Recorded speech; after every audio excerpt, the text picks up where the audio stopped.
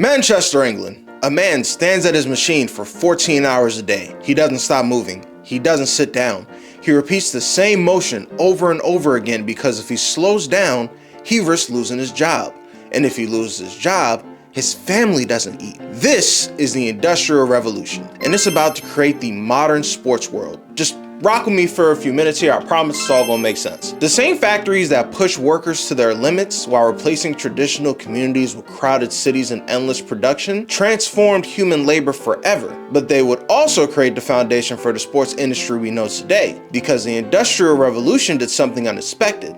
It brought people together. Millions of workers moved into cities, factories created wages, shorter working hours created free time, and for the first time in history, there was a massive group of people with something sports had never truly seen before: the ability to watch, to spend, and to become fans. In episode 1, we explored the survival era where running, throwing, and wrestling were tied to humanity's earliest needs. In episode 2, we entered the ritual and warrior era where sports became connected to culture, religion, and identity. In episode 3, we saw the folk and national era when games survived kingdoms, wars, and changing societies to become traditions passed down through generations. But this episode is different. This is the moment sports truly changed forever. This is the story when games became products, when local competitions became organized businesses, when athletes became professionals, fans became customers, and a simple game could become a global industry. Because the modern sports world wasn't built inside a stadium, it was built on a factory floor.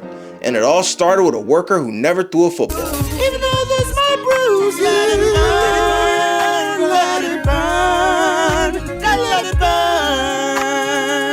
The Industrial Revolution made a massive change in how people work, but perhaps more importantly, it changed the way people lived. Before the factories, most people lived in small villages. Their lives revolved around survival, sunrise to sunset, work the land, provide for the family, and there were no wages, no weekends, no time to simply watch others play. Sports existed, but they were more like local gatherings. Neighbors were meeting on muddy fields and communities competing for pride and not profit. There were no massive crowds, ticket sales, definitely no professional teams. And then the world moved. For the first time in history, large groups of people were living, working, and gathering in the same places. And those groups of people became the audience. But see, audience alone wasn't enough. For sports to become a business, people needed two things: money and time. The Industrial Revolution created both. As wages increased, workers suddenly had money beyond basic survival. A few pennies for a ticket suddenly didn't seem so crazy. At the same time, changes in the work week gave people something even more valuable: free time. The Saturday, half-day holiday, and shorter working hours allowed workers to leave the factory, gather with friends, and experience competition as entertainment. For the first time, there was a market for spectator sports. And then this same transformation was happening across the Atlantic. In America, baseball grew alongside factories, railroads, and cities, and that helped to become the national pastime. But it wasn't just growing in cities that changed sports, it was the technology. The telegraph connected the country in ways people had never experienced before and didn't even think was possible. A game played in New York could become news in Chicago the same day. Fans who had never stepped foot inside a stadium can now follow their favorite teams, which has been the norm in sports for over a century now, but back then it was mind-blowing. Sports were no longer just local events.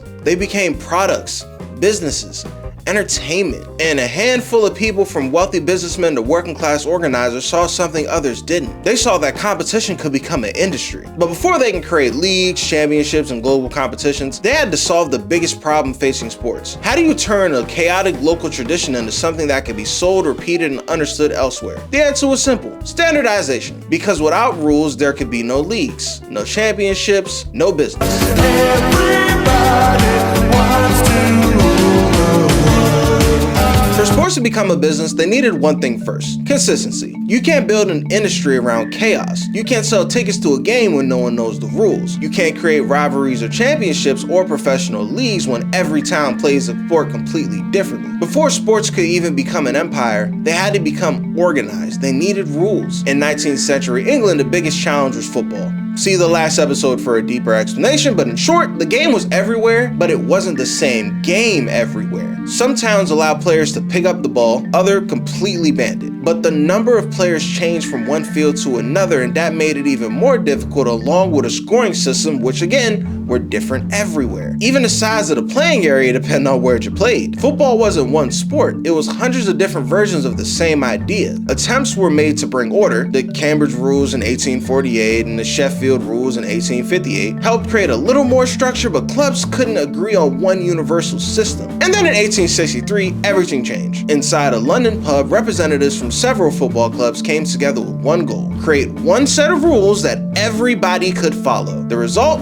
was the Football Association. The FA's laws of the game transformed football from a collection of local traditions into a sport that could be played any and everywhere. A team from London can now face a team from Liverpool and know they were competing under the same rules. The chaos became order. The local became national. And back across the Atlantic, America was going through a similar transformation. The New York Knickerbocker Club created a formal rulebook for baseball. They established 90-foot base paths, 9 innings, a structured system of outs and scoring, and those rules helped turn baseball from a casual pastime into a sport that could be organized, measured, and followed. But rules alone didn't create an industry. You need organizations, leagues, and competition that give fans something to follow and root for. So in 1871, the first professional baseball league, the National Association, was created. Now, it wasn't perfect, it struggled with instability and eventually failed, but it did prove something important. The people yearned for organized sports. Then in 1876, William Hubbard, horrible human, helped create the National League. Stricter, more organized, but focused on business. It wasn't just a group of teams just playing games. It was a system, a product, a model that could actually survive.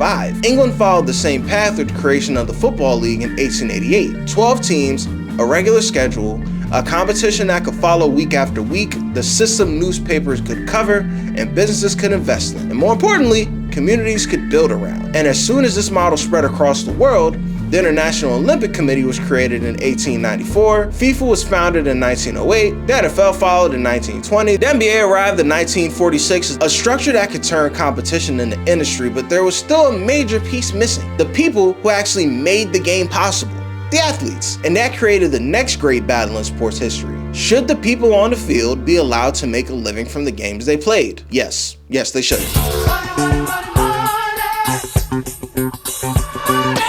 What were athletes worth? If leagues were the factories of the new sports industry, then the players were the workers, right? And just like every worker in the industrial age, they wanted to be paid. Seems fair to me. For decades, the amateur ideal ruled sports. Play for love, not money, but there was one major problem. The ideal only worked for people who could afford it. The wealthy could train, compete, and travel without worrying about a paycheck because they were good. But the working class athletes had jobs, families, and oh yeah, bills. Many of the best players in the world were the exact people who couldn't afford to play for free. Tell me if that sounds familiar. The conflict was inevitable. Teams wanted to win. Winning brought fans, and fans bought money. That money created pressure to find the best talent available, so clubs started paying their players. At first, it happened quietly, under the table payments. A secret economy built around athletic talent, and everyone knew it was happening. Nobody wanted to admit it. Again, tell me if that sounds familiar. But eventually, the money became impossible to ignore. In England, football reached that breaking point in 1885. The Football Association officially legalized professional player with a very clear message. The game had changed.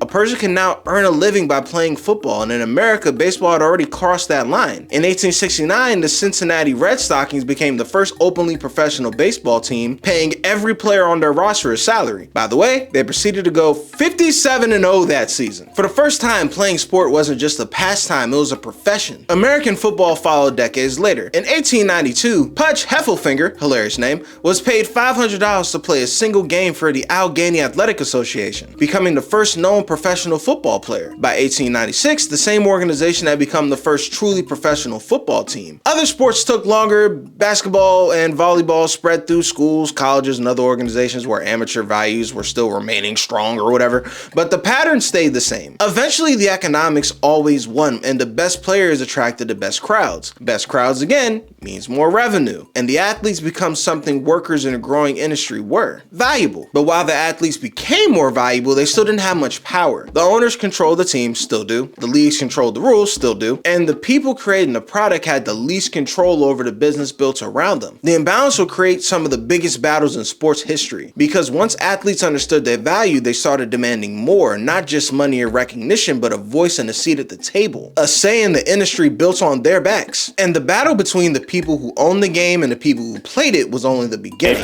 Welcome to Chicago, where the White Sox take on the Brooklyn Dodgers. In 1921, the stadium had a limit, 20,000 seats. That was the ceiling. No matter how popular a team became, there was only room for the people who came walking through the gates. But then a voice came over the radio, and that ceiling shattered. August 5th, 1921, announcer Harold Arlen sat in front of a microphone in Pittsburgh. He was about to call a Major League Baseball game between the Pittsburgh Pirates and Philadelphia Phillies. It was the first commercial live play-by-play broadcast in history, and at the time, it was an experiment, but it changed everything. For the first time, a fan didn't need to go inside a stadium to experience the game. A factory worker hundreds of miles away, the same person who once saved pennies for a ticket, could now hear the crack of a bat. Sports were no longer something you only watched in person, they were something you could follow. At first, team owners were terrified of this. They believed that radio would destroy attendance. Why would anyone buy a ticket if they could listen for free from their home? But they had it completely backwards. Radio didn't replace the stadium, it expanded it. Fans became connected to teams they've never even seen in person. They followed players that they've only heard about. They bought more tickets, more merchandise, and they became lifelong supporters because of it. The audience was no longer limited to the number of seats inside of a stadium. The audience had become limitless. Sports had entered the age of mass media, and then came the real revolution. Television. Early sporting events appeared before World War II, but the 1950s and 60s really transformed things. For the first time, fans could see the action unfold in real time. Prime example, the 1958 NFL championship between the Baltimore Colts and the New York Giants became known as the greatest game ever played. Broadcast worldwide, it introduced millions of Americans to professional football. American football was no longer just a regional sport, it became a national obsession. By the 1970s, television contracts became the financial engine of professional sports. Player salaries increased, franchise values exploded, local teams became global brands, but this relationship came with a price. Television didn't just cover sports, it changed them. Networks wanted stars, they wanted drama, they wanted rivalries and unforgettable moments that could capture an audience. The games themselves began adapting to the demands of entertainment. Timeouts, instant replays, primetime matchups. Sports was no longer just competition, it was a show, a whole production. And that created a sports world we know today where athletes can become celebrities and teams can become billion-dollar brands. And a single moment on the field could be watched by millions of people around the world. Harold Arlen couldn't have known what was going to happen that he started that day in 1921, but that crackling voice from Pittsburgh opened the door to a new era. The era where sports stopped being something you attended and became something the whole world could experience together. Jesse, you asked me if I was in the business or the money business. Neither. I'm in the empire business. The blueprint was now complete. Cities had created the audience, rules created the product, and professional athletes had created the talent. Now came the final question. How do you build an empire? Every sport faced the same challenge. How do you turn competition into a business that can survive every week, every season, every generation? The answer was different for every sport, but those answers were built into the sports empires that we know today. Let's start with football/soccer. In England, the problem was consistency. Meet William McGregor, a director at Aston Villa. McGregor watched clubs struggle financially. The games were exciting and the fans were passionate, but when a team was knocked out of a cup competition, the money stopped. No games, no crowds, no revenue. McGregor realized sports couldn't survive on occasional events, they needed a system. So in 1888, he created the Football League. It wasn't just another competition, it was a business model. For the first time, clubs had a guaranteed schedule of matches they could sell every week. Fans knew when their team was playing and newspapers had regular stories to publish. Owners had predictable income. McGregor didn't invent football, he just invented a way to sell it every Saturday. And back across the Atlantic we go, where baseball faced a different problem. The sport was popular, but it was unstable. Players jumped between teams, rules weren't always consistent, clubs struggled to operate like a real business. Then came the aforementioned William Hulbert, again, horrible human. Then just a humble businessman who believed baseball needed structure, so that's why he founded the National League. Contracts were enforced, teams were organized, stability became the priority, but baseball's greatest innovation came one generation later, the championship. In 1903, the first modern World Series was played, and for the first time, baseball built an entire season towards one defining event. One series, one champion, one moment around the entire country so they could rally around it. The World Series wasn't just deciding a winner, it was creating anticipation, a tradition, a spectacle. Holbert didn't just organize baseball, he created a season that built towards something bigger. Professional football took longer to find its audience. When the American Professional Football Association, later renamed the NFL, founded in 1920, it lived in baseball's shadow. Many people viewed football as rough, regional, and a second-rate attraction. And then came 1956 and the greatest game ever played. It went to overtime on national television with an unforgettable finish. Millions of Americans didn't just watch a football game, they watched the drama unfold like something they could watch on Broadway. Football found the perfect partner: television. Every collision felt larger than life and every touchdown created suspense. Every pause between plays created room for another commercial. The sport fit television almost perfectly. Monday Night Football became appointment viewing. The Super Bowl became the biggest event on American television, still is. Football wasn't just a sport anymore, it was entertainment designed for the screen. Basketball faced a different challenge. The game was fast, exciting, high scoring, but professional leagues struggled to survive. The sport had fans, no doubt, but it needed icons. Enter George Mikan, a 6'10" center wearing thick glasses who dominated professional basketball unlike anyone before him. The league even changed its rules because he was so dominant. But owners learned an important lesson: the players themselves could become the attraction. So the NBA, formed through a merger in 1949, continued building around their stars. Bill Russell, Wilt Chamberlain, Kareem Abdul-Jabbar, Bird, and Magic. Each generation introduced another player capable of filling arenas and capturing national attention. We're not at the Jordan era just yet, that's next episode, just wait on it. The NBA wasn't exporting a sport anymore, it was exporting personality and selling stars. But above every league stood one organization with an even bigger ambition: to turn the planet into one audience. The Olympics. In 1894, Pierre de Coubertin, sorry if I mispronounced that, founded the International Olympic Committee with a simple vision: bring the world together through competition. But there was one enormous challenge: how do you pay for the biggest sporting event on earth? The answer came from two powerful forces: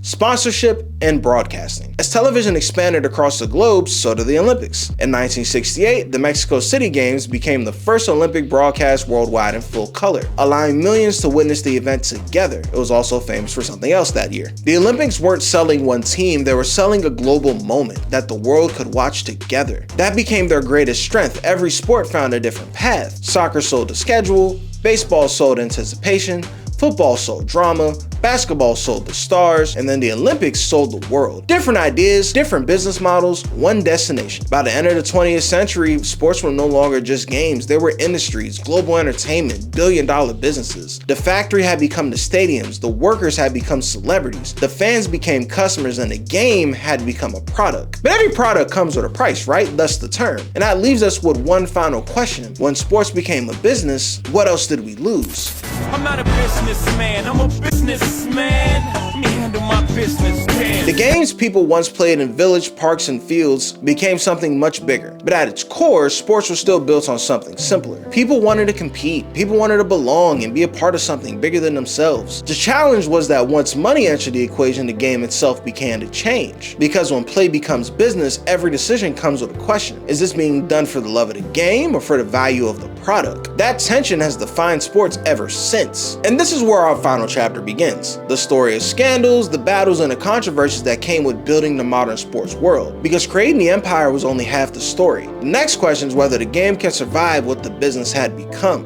Thank you for watching.